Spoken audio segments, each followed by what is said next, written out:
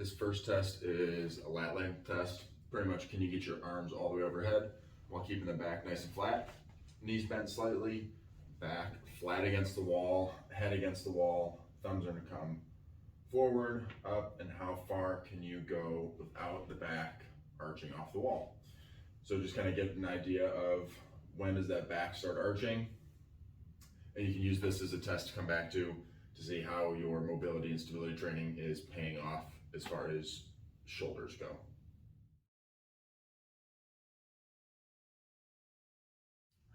This next test is shoulder internal external rotation.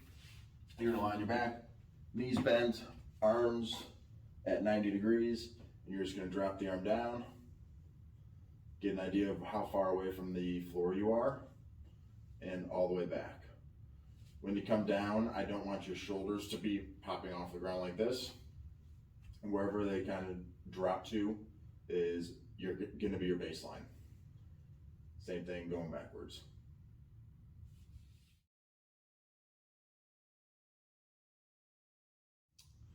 We started with controlled articular rotations for the neck, the shoulder blades, and the shoulder itself. So for the neck, you're gonna drop the chin down, turn chin to the collarbone, ear to shoulder, all the way back, around to the other side, so we're ear to shoulder on the other side. Chin turns to the collarbone, back to the middle. You're gonna cycle through this, 3 to 5 reps on each side.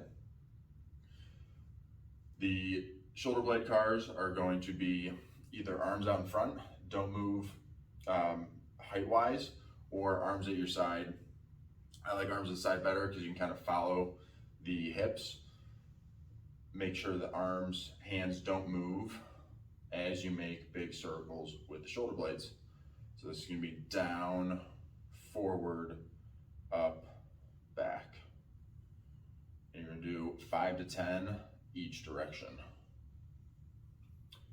The cars for the shoulders, I like doing both arms at the same time. Pinkies are gonna go together. Reach up as high as you can without the back extending too much. The thumbs start turning from facing backwards to facing forwards to facing backwards again. And you're going to go 6 to 10 times, nice and slow, all the way through this.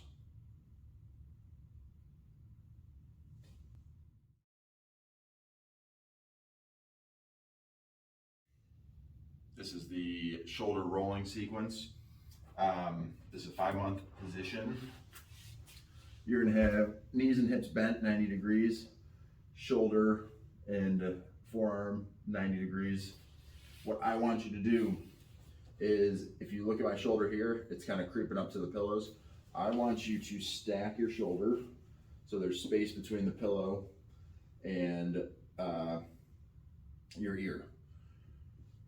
From here, you're going to push this elbow down. Doesn't really matter which way your hand's facing. I like to have the palm facing out. It allows me to pretend I'm pushing away. Shoulder goes down, palm faces out. We're going to turn backwards and turn forwards, keeping pressure down into the ground. If you had someone try to lift your elbow, shouldn't be able to lift the elbow up. Roll back, roll forward. As you come forward, you're gonna feel stretch through the back side of the shoulder. This part on the bottom side. And you're going to roll back and forth 8 to 10 times, nice and slow. You can kind of pick and choose what parts are stickier for you. So for me, I feel a little more stickiness here, so I'm gonna pause here, and I'm just gonna breathe. Nice and slow, in through the nose, out through the nose.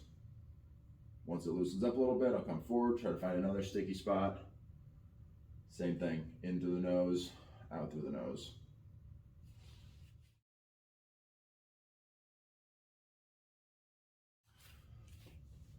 We covered 2 crawling sequences, 2 variations.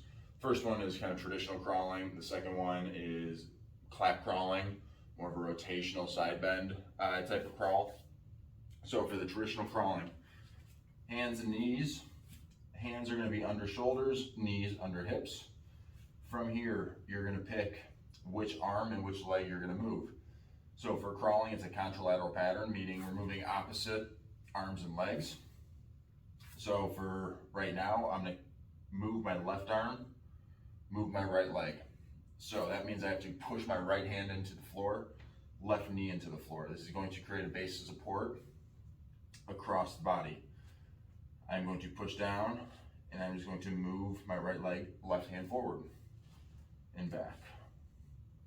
The one thing I want you to watch out for is this shoulder collapsing? Is the shoulder up in my ear? Is the chest dropping to the floor like this? I want you to keep pushing away the entire time. You should feel this shoulder to the opposite hip working. So on the other side, what it's gonna look like is I'm moving this hand and the opposite leg. The clap crawling variation, a little more challenging. I like it more as a stretch movement prep than training mobility, stability. So we're gonna be in a wider position here. Elbows bent, head nice and long. You are going to take one hand and slide it all the way forward and back. And you're gonna alternate.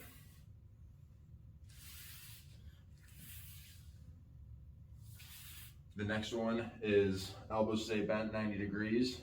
You're going to start reaching across.